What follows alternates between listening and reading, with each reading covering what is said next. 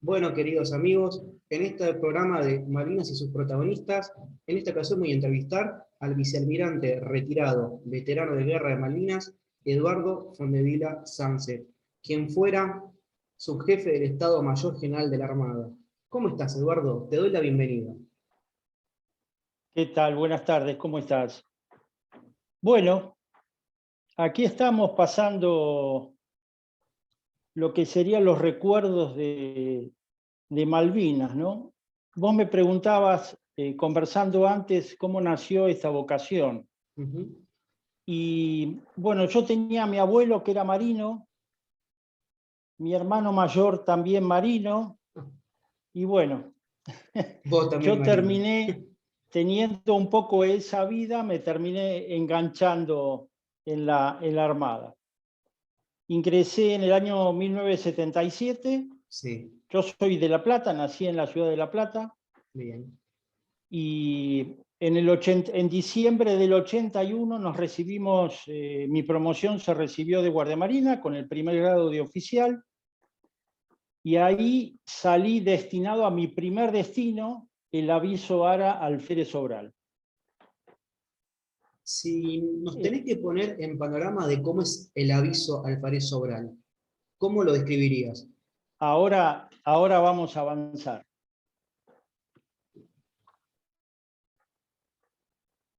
Ahí están las especificaciones del buque. ¿Mm? Ujú.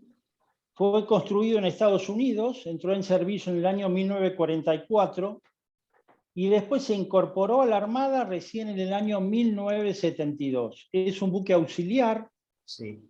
que hace tareas auxiliares de balizamiento, apoyo, reaprovisionamiento, tareas logísticas. ¿Cuáles son sus especificaciones técnicas? Tiene un desplazamiento de 80 toneladas a plena carga, propulsión diésel eléctrico de 2200 HP de potencia. ¿Qué Ujú. significa eso? Significa que un motor diésel mueve un generador eléctrico de corriente continua. Ese generador eléctrico de corriente continua Sí. hace mover con su energía eléctrica a un motor eléctrico de corriente continua que en definitiva mueve el eje y la hélice. ¿Mm? Bien. La velocidad 12,5 nudos. Eso le daba a 8 nudos una autonomía de 16.500 millas náuticas. Su tripulación, 57 hombres, 7 oficiales, 4 suboficiales, 33 cabos, 3 marineros y 6 conscriptos. Tenía cañones, un montaje Breda Bofors de 40 milímetros y 2 ametralladoras Oerlikon de 20 milímetros. Bien. Esta es una idea física del aviso. Acá hay otra foto y acá se las voy a describir. Creo que podés ver el puntero, ¿sí? Se ve, El se ve. puntero del mouse. Sí. Bueno, acá, esto que hay acá al costado es una lancha. Se las muestro esta lancha para que tengan una idea lo que es, porque después van a ver lo que quedó de esa lancha. Bien. Para que tengan una idea. Después, posteriormente, este es el palo principal de proa, donde estaba el radar, las bocinas, las luces de navegación y demás. Ujú. Acá estaba el puente de comando. En la cubierta de abajo estaba el cuarto de radio y el de tal general, donde está toda la parte administrativa. Y acá abajo estaba la cocina, el comedor de cabos, Sí. toda la parte de los camarotes de oficiales con la cámara de oficiales. Para que tengan una idea física. Bien. Bueno, ¿qué pasó en Malvinas? Nosotros zarpamos el 27 de marzo. 27 de marzo. Las Ujú. Malvinas se tomaron el 2 de abril. Exacto. Nosotros estábamos, ese día 27 de marzo, cumplíamos la función de buque aviso a 4 horas. ¿Qué significa eso? que el buque tiene que estar alistado de tal manera que en 4 horas tiene que estar en condiciones de zarpar. Yo estaba de oficial comandante de guardia y me llama el comandante, el capitán Gómez Roca, y me dice: Guardia Marina Fondevila, tenemos que zarpar, aliste al buque. Ahí yo puse en vigencia todo un plan de llamada para la gente, para ir llamándola. Llamé a distintos lugares para que nos manden el aprovisionamiento para terminar de embarcar todo lo que es el abastecimiento correspondiente, los víveres, etcétera, etcétera. Y ahí, cuando estábamos en pleno embarque, el 27 de marzo, viene un compañero mío del comando de la flota de mar, se acerca a la planchada, yo justo estaba ahí en el borde, en el muelle, le veía la cara medio blanco, y me dice: vení, vamos al camarote que te tengo que decir algo. Yo dije: ¿qué pasa? Le digo. Sí. Vamos al camarote que te tengo que decir algo. Entonces nos mandamos al camarote, cerramos la puerta y me dice: se van a tomar las Malvinas, vamos a tomar las Malvinas. Yo le digo: ¿qué? Me quedé helado. Me imagino. Y me dice: sí, vamos a tomar las Malvinas. Y ahí es como que me cayó la ficha. Sí. Y yo dije: no vuelvo más. Entonces lo primero que tuve fue: voy a llamar a mis padres, Sí. y a mi novia, en ese momento mi actual esposa. ¿Qué edad tenías Y en ese momento? yo tenía 21 años. 21 años. 21 años. En ese momento no había celulares, no había correo electrónico, No. olvídate de todo eso. Había que pedir a la central, sí. a la operadora, que me comunicara con Buenos Aires y con La Plata, porque mis padres estaban en La Plata, y mi novia en Buenos Aires. Bueno, primero me comunico con mis padres, los llamo y les digo: hola, ¿qué tal, mami, papi? Sí, no, lo llamaba porque no, vamos a zarpar, damos una vuelta unos días, y quería saludarlos. Yo estaba con un nudo en la garganta, Me imagino. porque yo sentía que esa voz no la iba a escuchar más. Mira. Y colgué con mis padres, la llamo a mi novia, exactamente lo mismo. Hola, querida, ¿qué tal? ¿Cómo andás? No, tenía ganas de escucharte porque vamos a zarpar unos días y quería hablar con vos. Bueno, listo, sí, no te hagas problema, está todo bien. Bueno, otro nudo en la garganta. Otro nudo en la garganta. No me olvido más de ese momento, La situación, porque sí. yo sentía que no lo iba a escuchar más. Mira.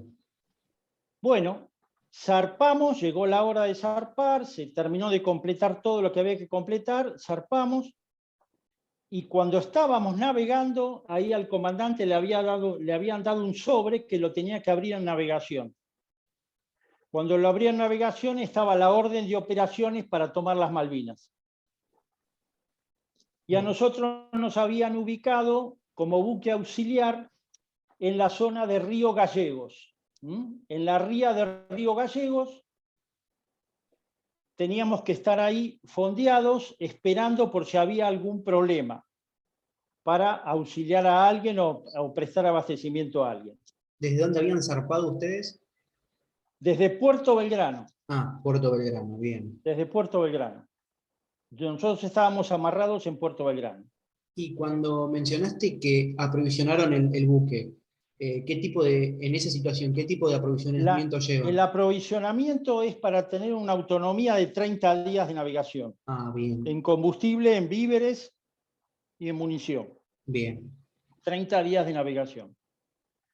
Bueno, después que se tomaron las Malvinas, estuvimos unos días ahí en la ría de Río Gallegos, y después nos llega la orden de ir a reabastecernos a Puerto Deseado.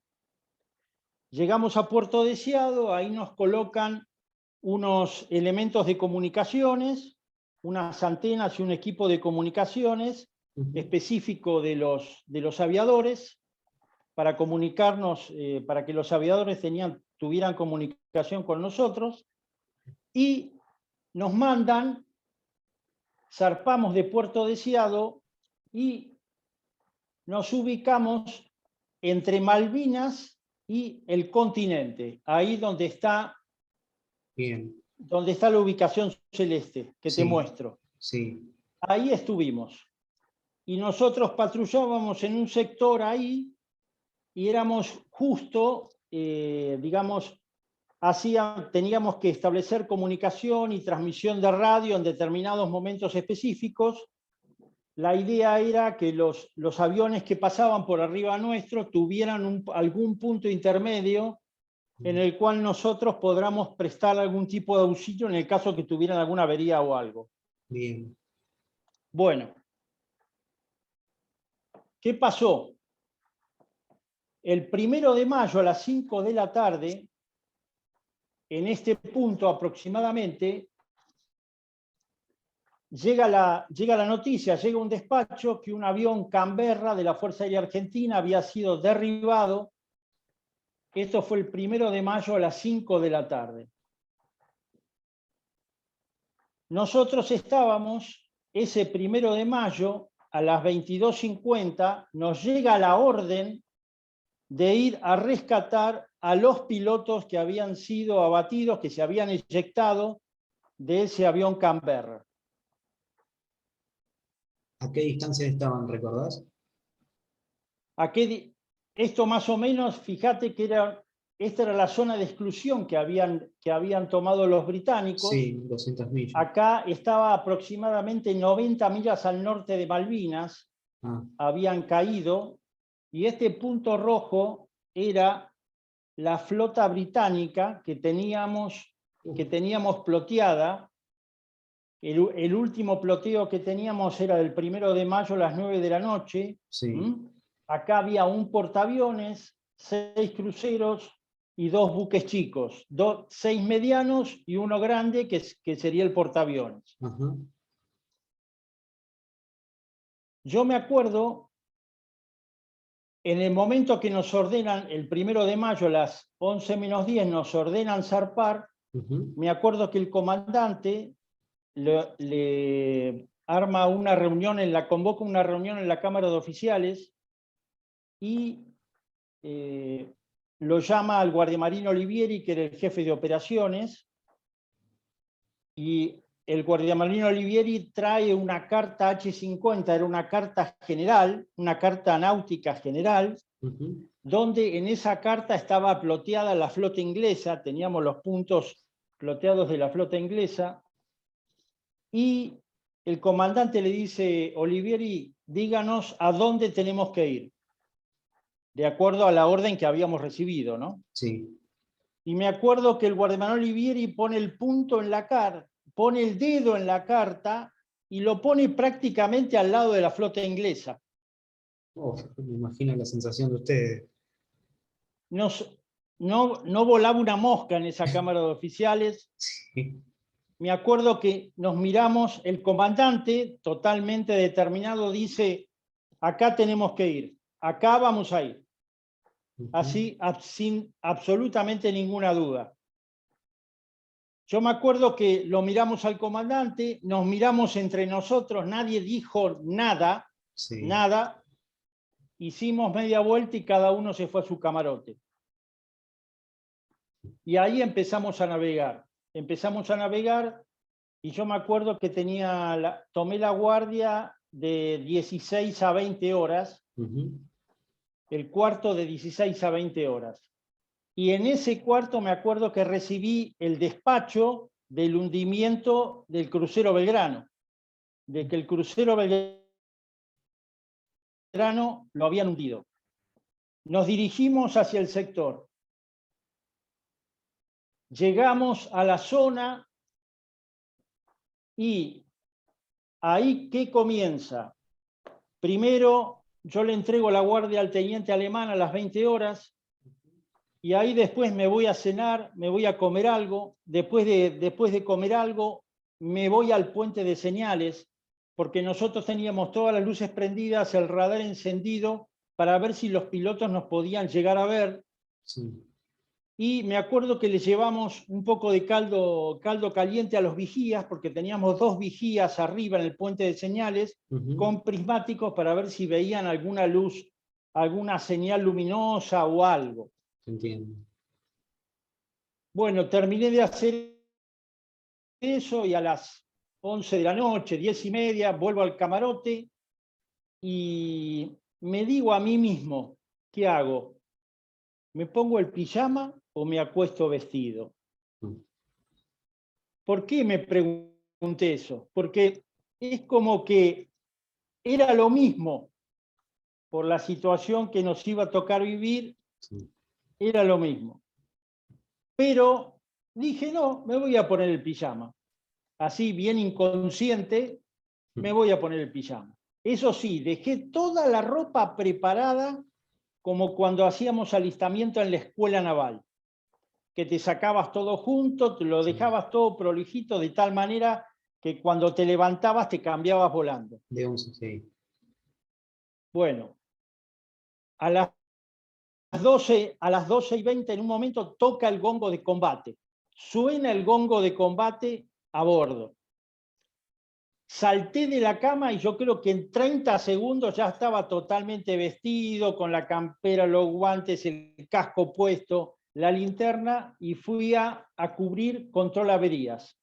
Yo era jefe del trozo 1 de control averías.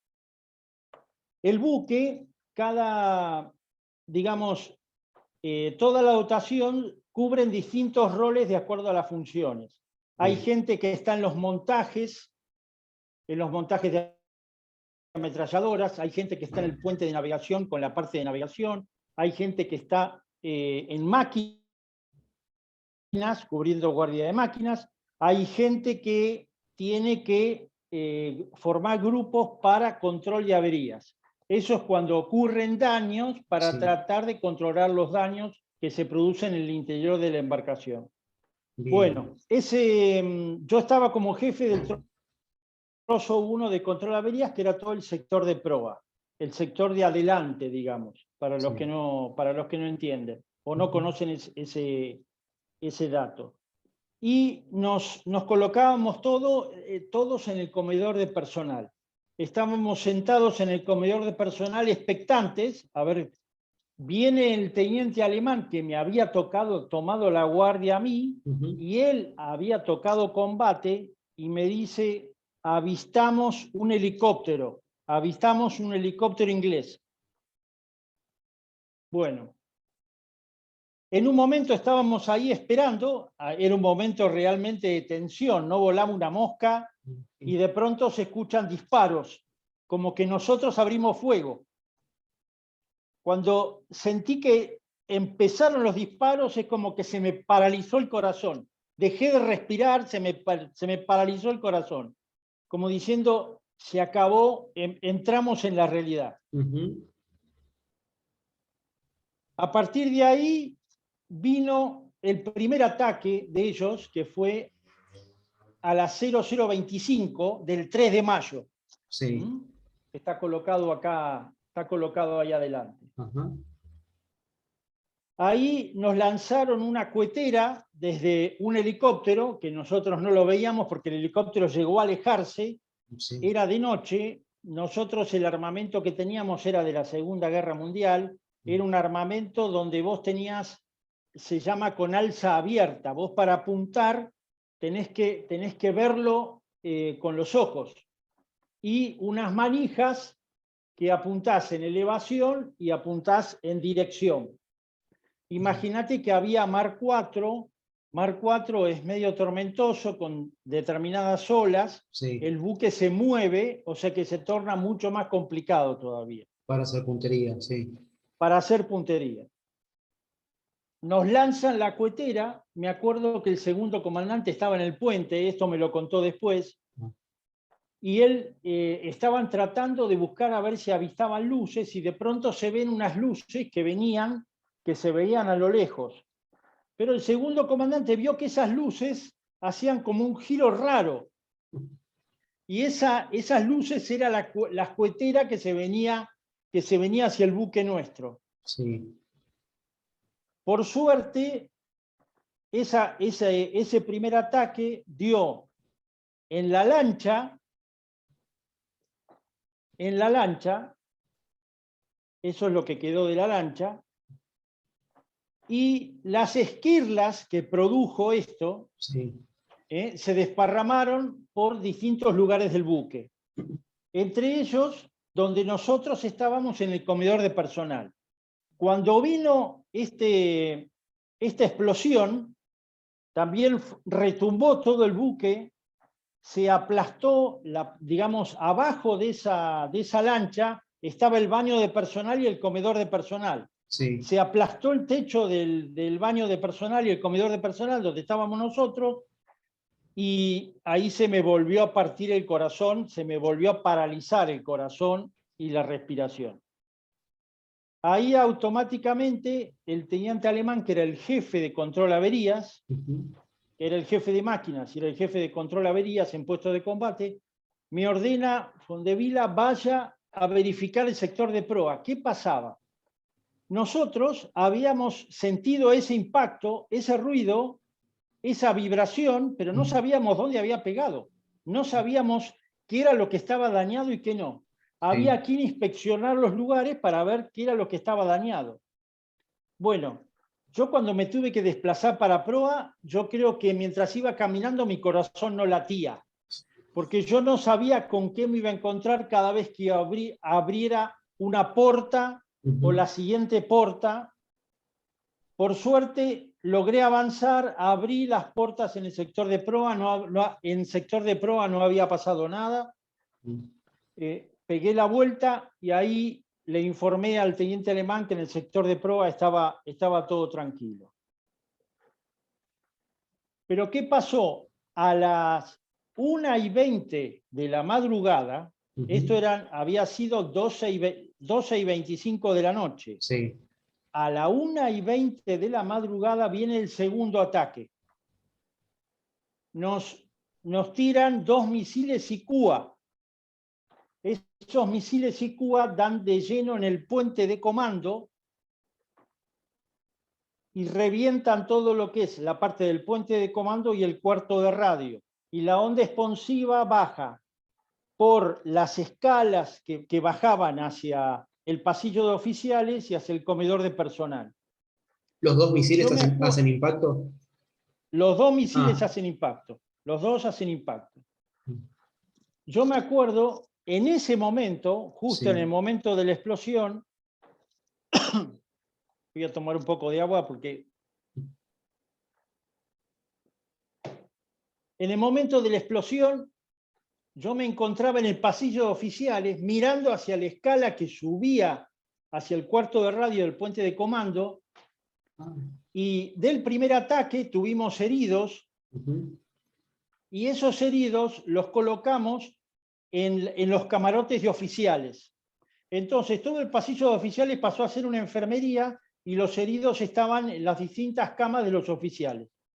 Y yo me acuerdo que iba caminando por el pasillo de oficiales y me paro un segundo para ver a un conscripto que estaba en mi cama, que lo habían herido en el ataque anterior. En ese momento siento el segundo ataque, el segundo impacto. A partir de ahí yo salgo despedido como 5 metros para atrás, me caigo detrás en el piso, siento que me estoy quemando, todo mi cuerpo se está quemando, atino a agarrar el casco que lo tenía arriba de la cabeza y me lo pongo sobre la frente, y empecé a sentir gritos, alaridos, humo, se cortó la luz, no se veía nada. Yo sentía un ruido permanentemente en los oídos. Y en ese momento, sentado, no sabía si tenía brazos, si tenía piernas, si me faltaba algo. Lo único que sentía era que me estaba quemando.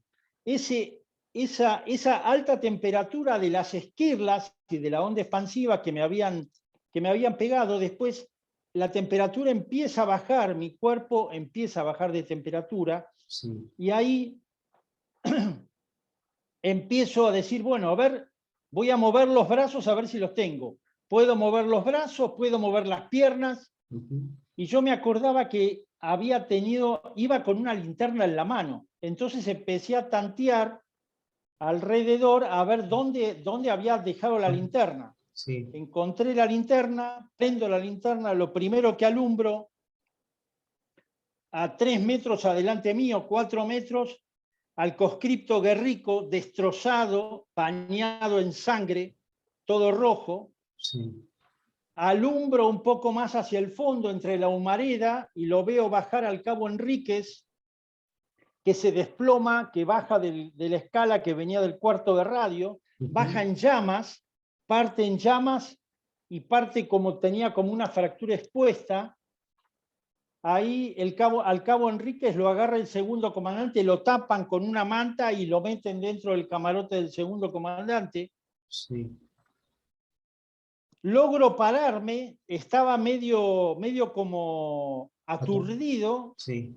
Y no sabía qué pasaba. Yo no sabía si nos estábamos hundiendo, si no nos estábamos hundiendo, dónde había pegado, dónde no había pegado.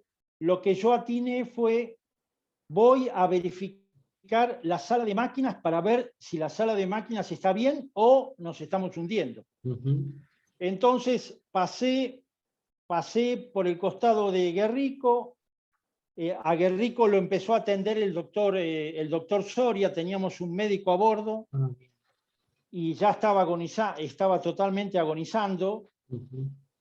Y sigo para abajo, paso por el comedor de personal y me meto en máquinas. Cuando llegué a la sala de máquinas no se veía que estuviera dañado, sí había cortocircuitos, había saltado el tablero de distribución. Sí. Y había cortocircuitos en lo que era la parte del control del timón, y yo atiné a sentarme porque me venían los flashes de las imágenes permanentes,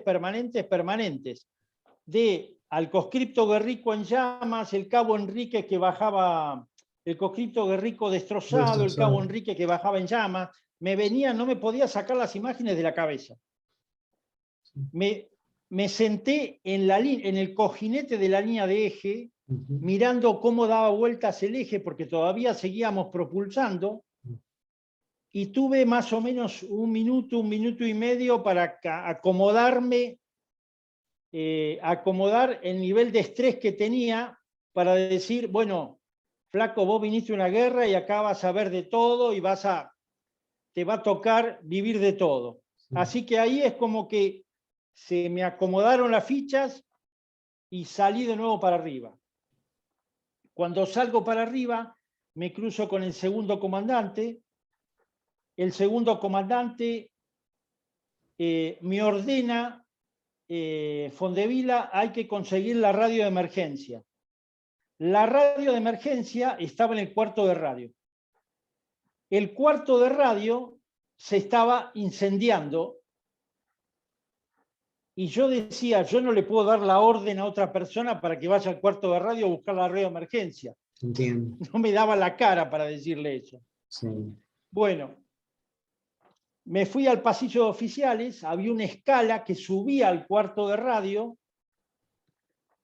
y yo agarrado así en las barandas de la escala, como diciendo, yo acá subo y no vuelvo, porque ya nos habían atacado a las 12:25, nos habían atacado a la 1:20, y en cualquier momento podía venir el siguiente ataque. Exacto. Y desaparecíamos todos. Bueno, en un momento es como que no pensás más nada, el corazón te deja de latir, no sabés cómo, pero subís. Agarré y subí. Cuando subí, pasé por lo que era primero el detal general, que estaba toda la parte administrativa, estaba todo destrozado. Cuando iba entrando por ahí, pisaba algo blando, sabía que estaba pisando algo blando, raro, y después intenté ingresar al cuarto de radio. El cuarto de radio había fogonazos, chispas y fuego en distintos lugares, había mucho humo. Cuando quiero hablar, quiero ponerme a respirar, me empiezo a ahogar por la humareda que había adentro. Entonces pegué la vuelta y otra vez volví a la misma escalera, a agarrarme hacia la escalera. Ahí empecé, dije, otra vez tengo que subir de vuelta. Me acordé de la escuela naval cuando hacíamos subacua. ¿Por qué?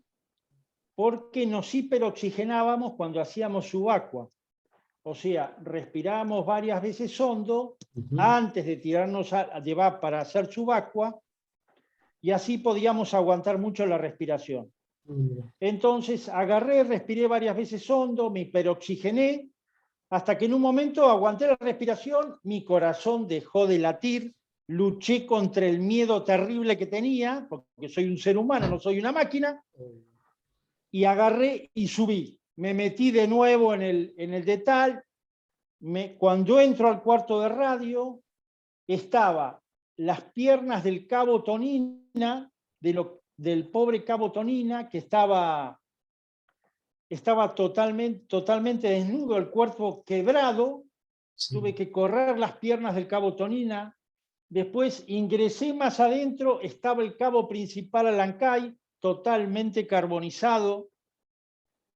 Tuve que correrlo, desplazarlo un poco al cabo Alancay.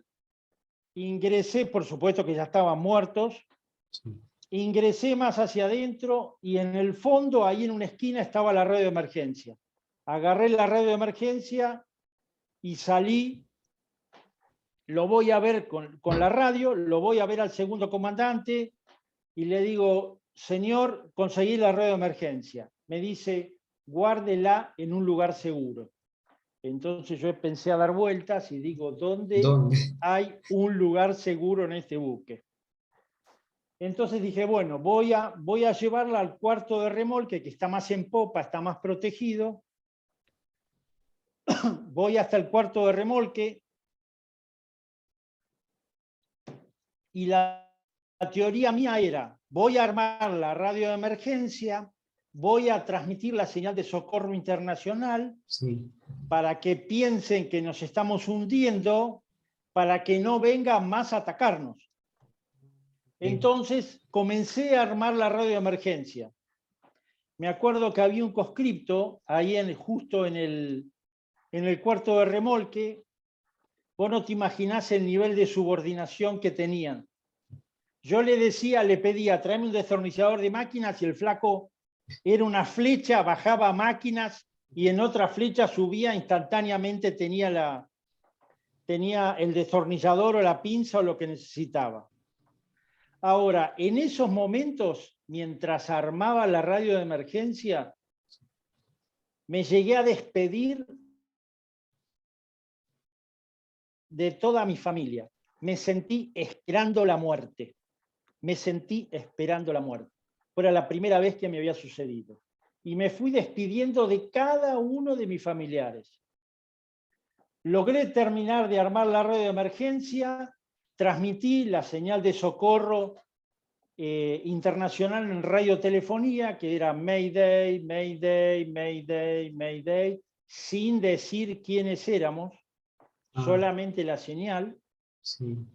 Y después en radiotelegrafía, SOS, SOS, SOS, SOS. Así, una vez que estuve más o menos 15, 20 minutos transmitiendo, después la desarmé de nuevo y la trinqué, digamos, la acomodé para que quedara bien ajustada y no se saliera de su lugar, porque el buque se seguía moviendo con la tormenta. Encima bueno, eso. Ahí hay distintas fotos que ustedes pueden ver. Esto es lo que quedó del puente de comando. Quedó todo desintegrado el puente de comando. Imagínense todas las esquirlas, sí, todas las esquirlas que se desparramaron por el buque, inclusive el conscripto Guerrico, que cuando yo iba caminando y se produce el segundo ataque, estaba 1 metro adelante mío. Estaba 1 metro adelante mío. Las esquirlas que produjeron el impacto, sí, atravesaron el cielo, el techo de donde yo estaba y el piso de donde yo estaba. Pero justo le dieron a él. Por ¿Por qué no me dieron a mí? un metro. Andá a preguntarle al de arriba. Sí. Andá a preguntarle al de arriba. Otra no hay. No hay otra explicación, ¿no? Otra explicación no hay. Bueno, esta es otra vista del puente de comando. Así es como quedó las ametralladoras de 20 milímetros después del impacto. Carbonizado.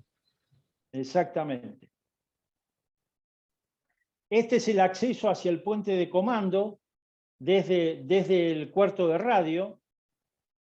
Y esta era la escala que yo te decía que me agarraba. De acá subía y a la izquierda entraba hacia el detal y al cuarto de radio. Y después otra escala para el otro lado, subías al puente de comando. Que ahí directamente no quedaba nada, ¿no? No, estaba todo destrozado. Ahora vas a ver el cuarto de radio adentro.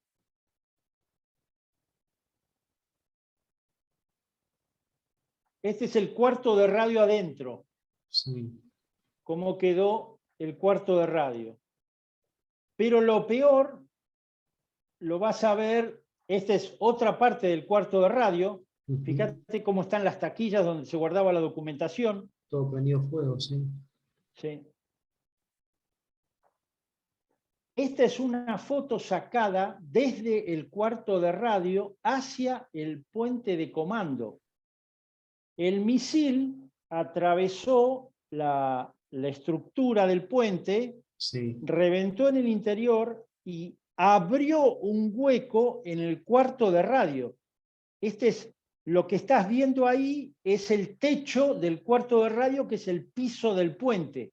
Está todo Abierto. destrozado. Tremendo. No sé si se entendió la explicación. Sí, sí, sí. Bueno, y acá vino después, estuvimos varias horas controlando el incendio, se logró, independizar los cables porque eso produjo cortocircuitos, Sí. hubo que cortar conexiones hacia el puente de comando, hubo que hacer reconexiones en el servomotor, que es la máquina del timón, la parte eléctrica de la máquina del timón, hubo que reacomodar todo el cableado. Bueno, luego de varias horas, más o menos 2, 3, 4 horas, logramos acomodar, logramos controlar un poco el incendio y teníamos dos alternativas. O nos íbamos hacia el norte o hacia el sur. Si íbamos hacia el sur, íbamos directo a Malvinas, pero teníamos dos problemas si íbamos directo a Malvinas. Por ahí las fuerzas propias nos podían confundir con el enemigo y nos atacaban.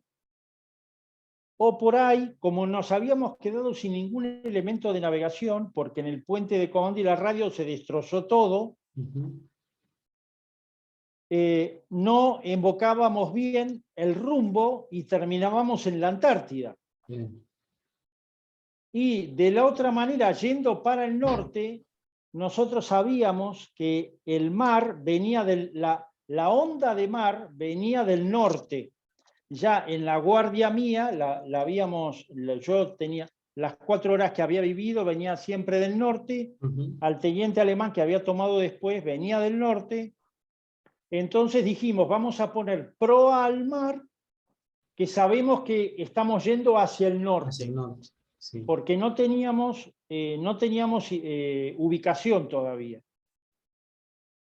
Y fuimos navegando hacia el norte durante toda la noche y seguíamos con principios de incendio, cortando cables. Era impresionante el nivel de estrés que uno tenía, que se habían armado unas luces portátiles en el pasillo de oficiales para tener iluminación portátil, porque el tablero principal había volado. Sí. Y bajaba un poco la tensión la tensión solamente de la luz Y ya, y enseguida uno se ponía listo para recibir cualquier cosa. El nivel de estrés era tremendo. El nivel de adrenalina que uno tenía era tremendo. Bueno, llegamos ahí el 3 de mayo a las 11:30 de la mañana, aproximadamente, navegando por Estima. Salimos de la zona de exclusión de los británicos, del Reino Unido. sí. Y de ahí dijimos, bueno, vamos hacia el oeste.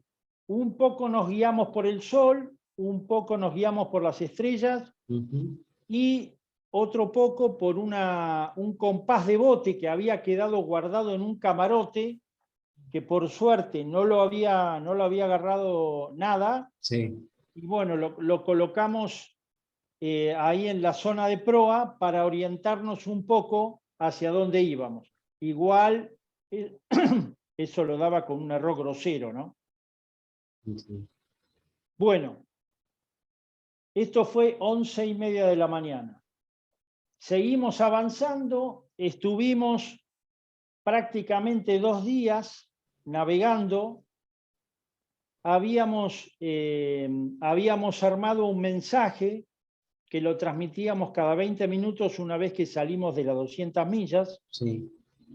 Lo íbamos transmitiendo cada 20 minutos por radiotelefonía y por radiotelegrafía. Me acuerdo que decía, este es el aviso alférez Sobral de la Armada Argentina navegando con restricciones. Phi tanto, Omega tanto para todas las estaciones que nos escuchan. Y así lo íbamos repitiendo y lo repetíamos a través de la radio de emergencia. La radio de emergencia no teníamos recepción, no sabíamos si realmente estaba transmitiendo, porque la radio de emergencia estaba en el cuarto de radio y Sí. tenía una esquirla. Tenía una esquirla y no sabíamos si la había afectado. Ajá. Nosotros igual le dábamos a la radio de emergencia como era lo único que teníamos, no teníamos otra cosa. Bien. ¿Y qué pasó? Una de las tardes, cuando uno de los cabos estaba en cubierta, estaba con una radio Spica, esas radios a pila Spica Sí. de la vieja época, Sí. estaba escuchando las radios de la Patagonia. Y en un momento dicen avisos, viste que dan avisos para las distintas gentes que viven en el campo y demás. Sí. Dice, para Gómez Roca hemos recibido su mensaje. Su esposa lo espera en la estación. Gómez Roca, cuando escuchamos dijo Gómez Roca, dijo Gómez Roca, dijo Gómez Roca, y la gente... Sí, me imagino. Fue algo increíble cómo se levantó el ánimo, nos escucharon, nos recibieron, saben que estamos, claro, porque nos habían dado por desaparecidos a nosotros. Tantos días en comunicación. Exactamente, porque eran sin comunicación. Sí. Fíjate que nosotros llegamos a la zona ahí de Faro Guardián, a Roca Bellaco, el 5 de mayo a las 9 de la mañana, y nosotros habíamos entrado en combate el 3 de mayo a primera hora. Sí. O sea, estuvimos 2 días y pico, casi 3 días, navegando y prácticamente sin comunicación.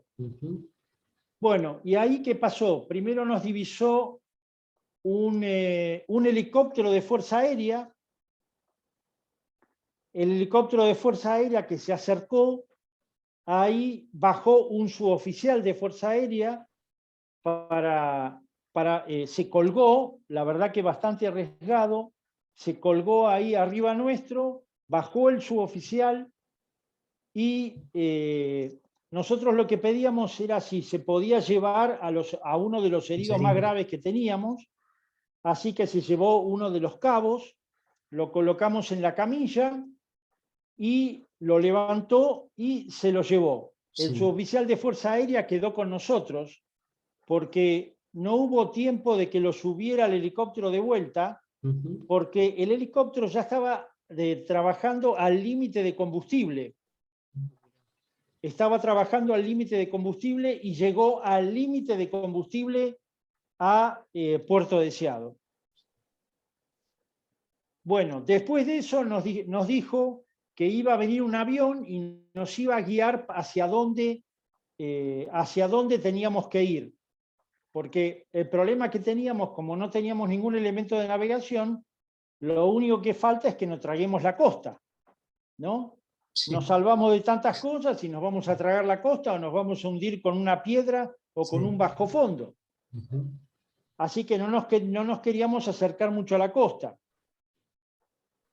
Bueno, ese avión nos guió, nos fue orientando hacia dónde teníamos que teníamos que ir avanzando hacia el norte, ahí lo puse en la flecha, y ahí nos recibió, encontramos al buque San Antonio, que nos estaban buscando, a uno de prefectura también, que nos vino a ayudar.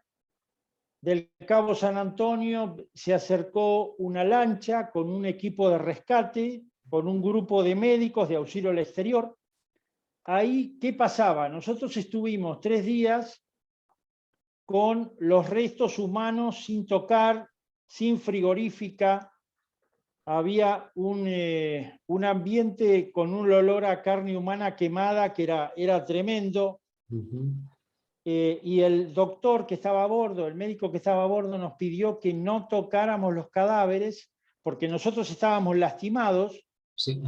podía tener más infecciones, sí. Y no quería tener más infecciones porque no tenía, ¿Con qué tratarlo? no tenía medicamentos para darnos. Así que ese trozo de auxilio al exterior empezó a ver cada uno de los cadáveres.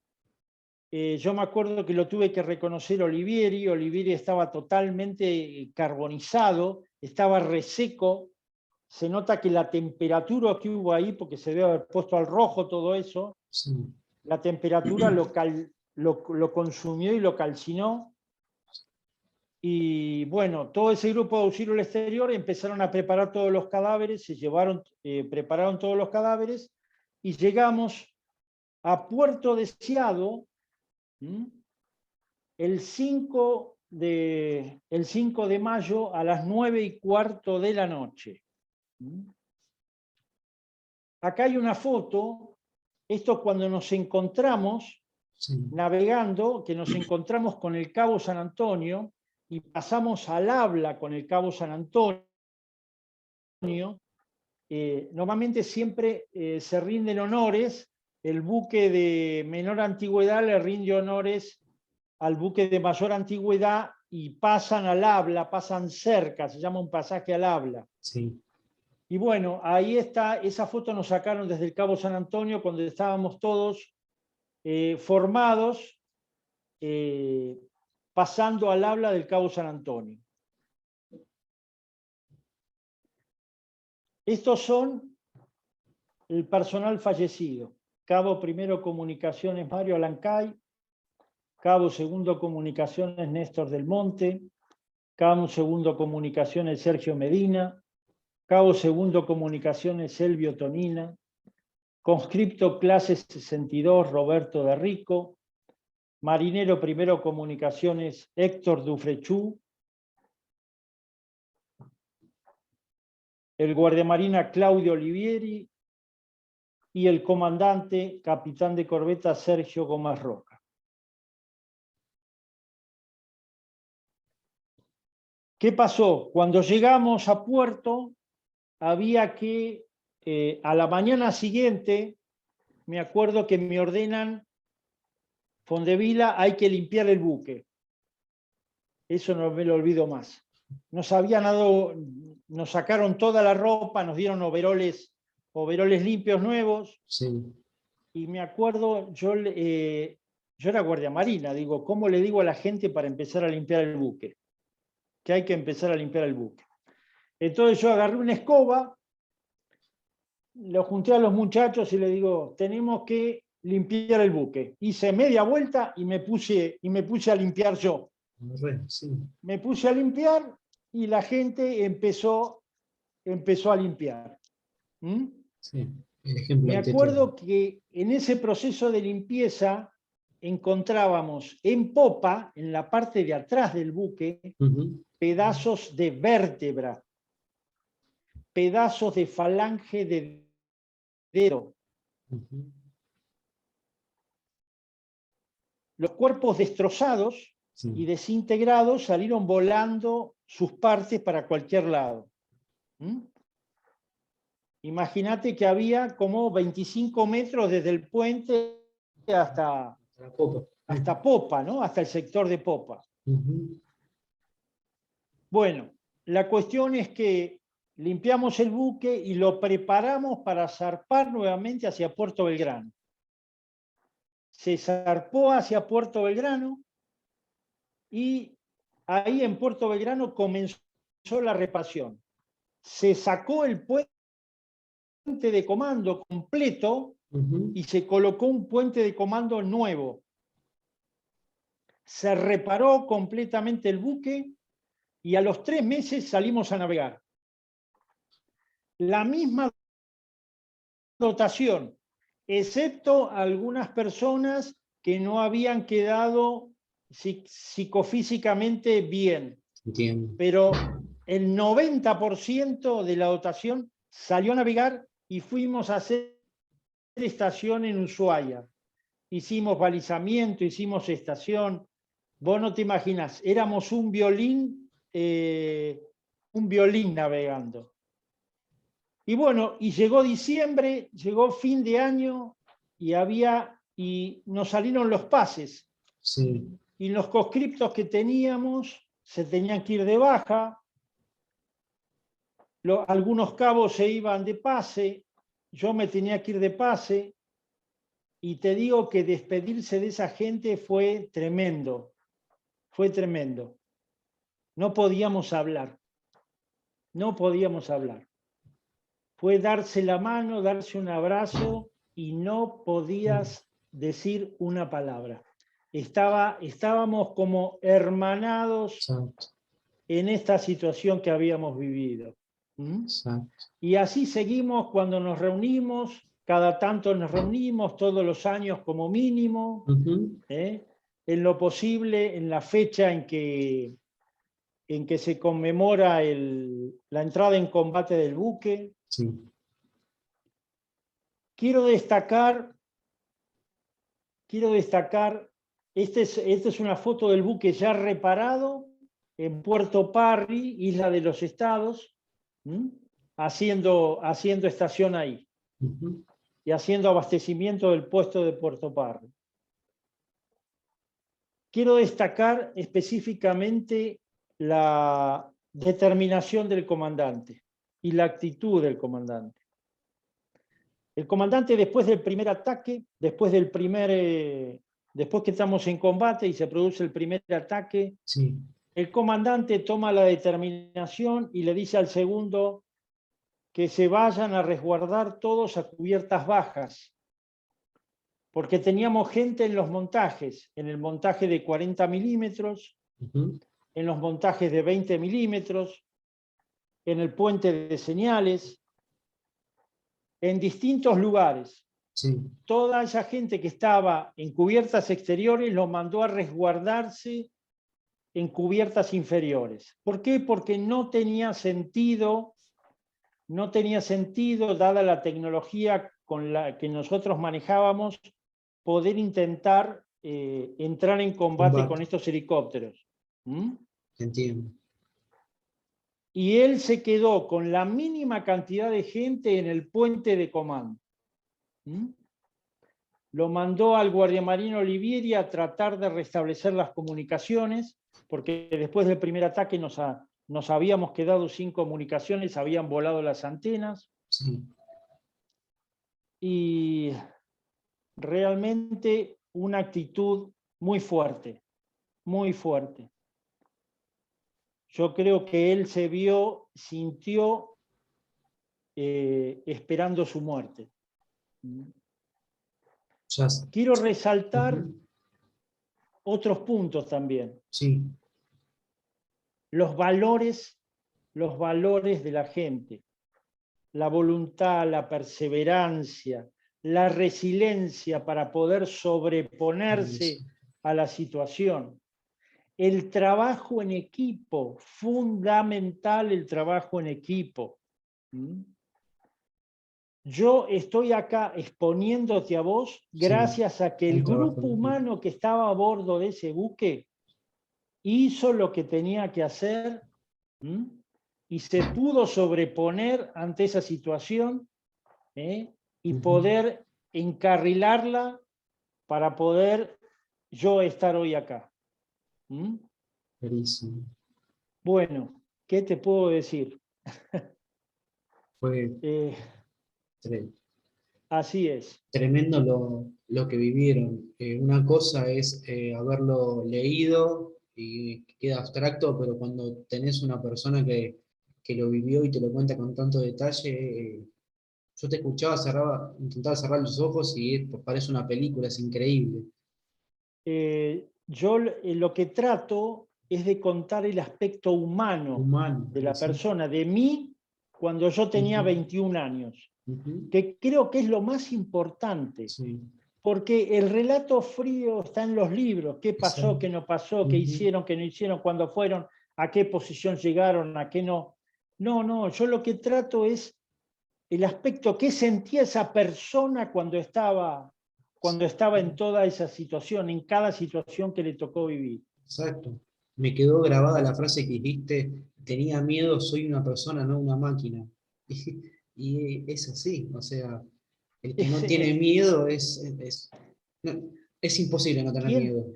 Claro, es natural en el ser humano tener miedo. Lo más importante es poder sobreponerse a ese miedo y a pesar de eso salir adelante y ir para adelante y enfrentar la situación.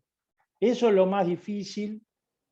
Y por eso, ¿qué pasa? Por eso en el ambiente militar, donde a nosotros nos entrenan para vivir una guerra, no para tirar figuritas. Nosotros tenemos que tratar de responder adecuadamente en situaciones límites, porque para eso nos entrenan. Y por eso a veces en los institutos militares hay determinados bailes, hay determinadas maniobras que a uno lo hacen transpirar, lo hacen endurecer, porque te tienen que endurecer el espíritu y te tienen que endurecer la personalidad, para que vos puedas actuar en momentos límites. Por eso te tienen que acercar a momentos límites. Me parece que esto, después de todo lo vivido, es como que te terminó de cerrar lo que viviste en la escuela naval. Dijiste, para algo sirvió. Exactamente, exactamente. Uno a veces muchas cosas no las comprende. Bueno, a mí me tocó comprenderlas muy rápidamente, muy rápido, digamos. Sí. Muy rápido, pero tiene un porqué.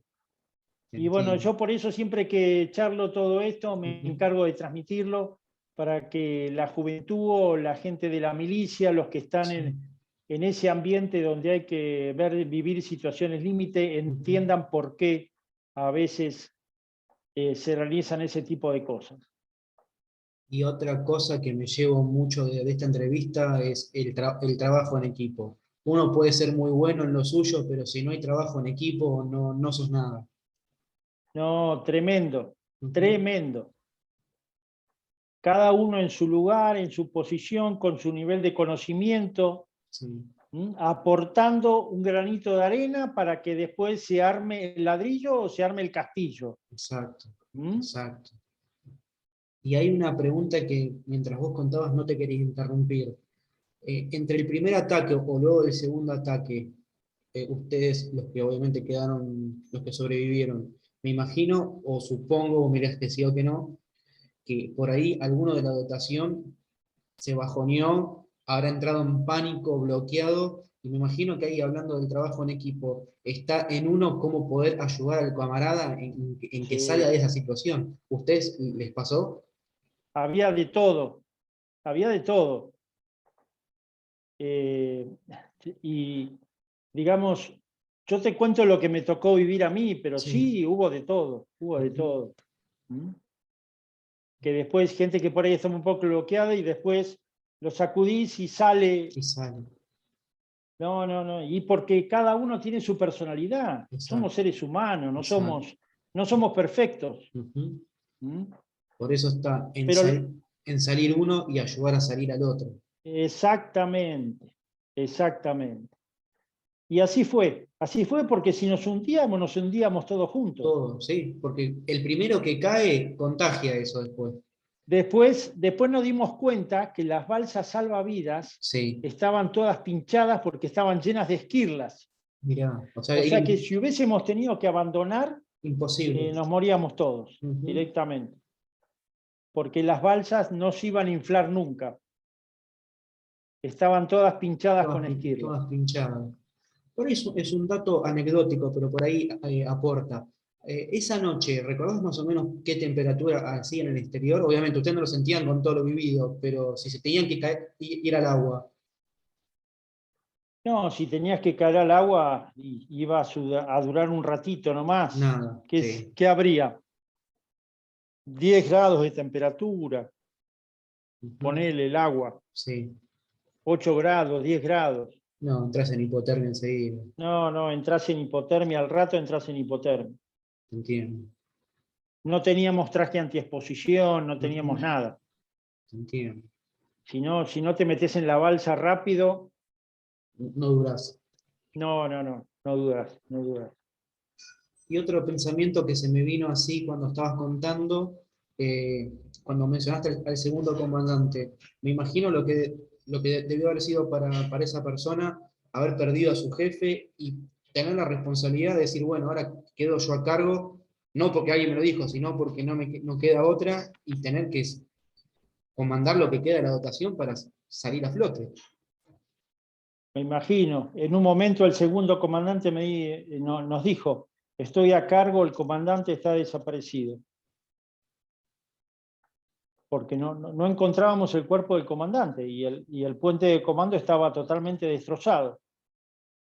Y el cuerpo lo encontraron cuando sacaron el Pedazos de puente. cuerpo, a la mañana siguiente Ah, encontramos pedazos de cuerpo, mm, pedazos de cuerpo.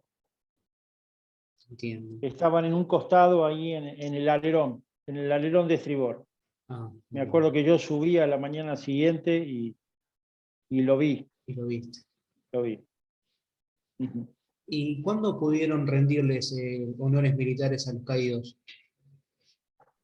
Mira, nosotros llegamos a la noche, ahí eh, el grupo de auxilio al exterior, ahí en Puerto Deseado, Sí, desembarcaron los restos sí. y después ya a la mañana siguiente tenían los cajones, le hicimos la despedida. Hay Ujú. algunas fotos que estamos en el aeropuerto de Puerto Deseado.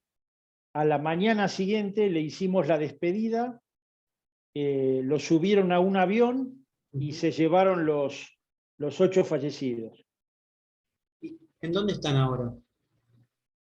Bueno, están en distintos lugares. Está bien. No es que No, ah, porque los familiares, cada uno de los familiares decidió qué quería hacer. está bien, te entiendo, te entiendo. O sea, se Y le ujú, entregaron a los deudos, a los sí, familiares, y ellos y decidieron. cada familia decidió qué quería hacer. Bien.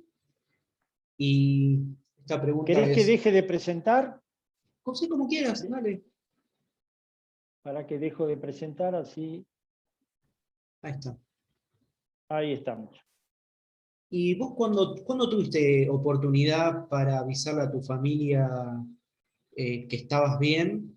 Y yo no sé si ellos se enteraron en su momento del ataque, yo me imagino que sí. Sí, bueno, mi novia se enteró abriendo el diario La Nación Sí.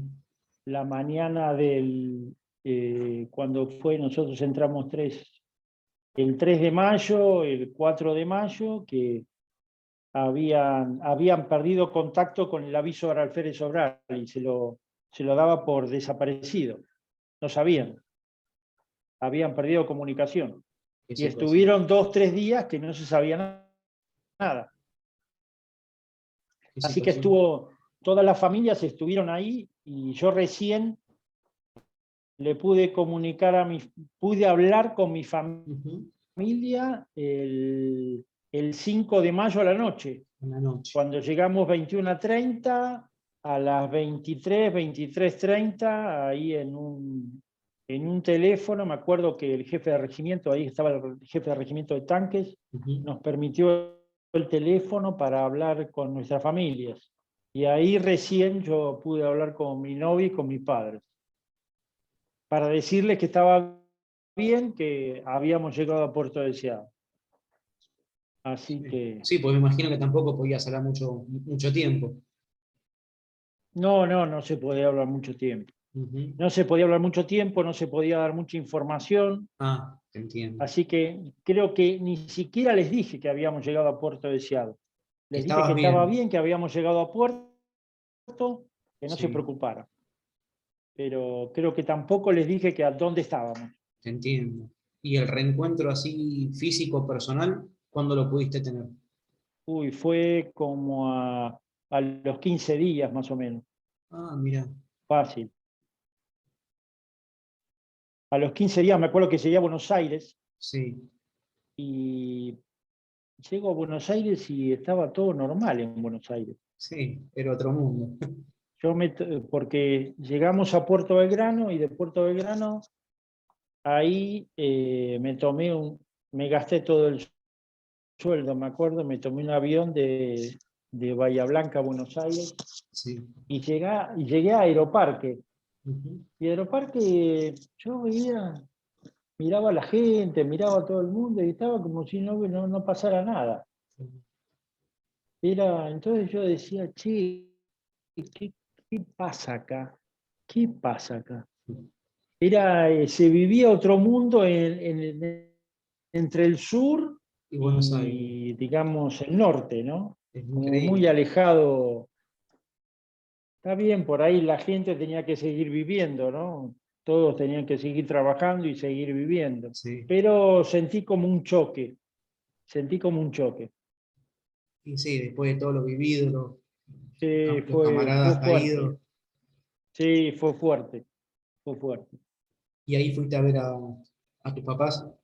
Sí, sí, ahí estuve con mi novia, con mis padres, bueno, nos juntamos todos y bueno, El reencuentro que lo venías esperando esos 15 días, me sí, sí, imagino. sí, la verdad que sí, la verdad que sí. Y la última pregunta que te hago, y desde ya te agradezco mucho por tu tiempo y por contarnos tu experiencia, la verdad que es muy enriquecedora. Son unas últimas dos preguntas. ¿Cómo fue, después de todo lo vivido, de haberte reencontrado con tus padres, con tu novia, volver a pisar el buque? Pero en lo personal te digo, ¿sentiste como diciendo, hasta acá llegó, fue una etapa de mi vida, ahora empieza otra? ¿Tuviste miedo? Obviamente vos me dijiste que siguieron la navegación hasta diciembre, o sea, la dotación mejor que antes, pero personalmente, ¿cómo lo sentiste? Esa vuelta al servicio. Bueno, evidentemente mucho más maduro, ¿no? Ujú. Mucho más maduro y un poco rebelde quizás.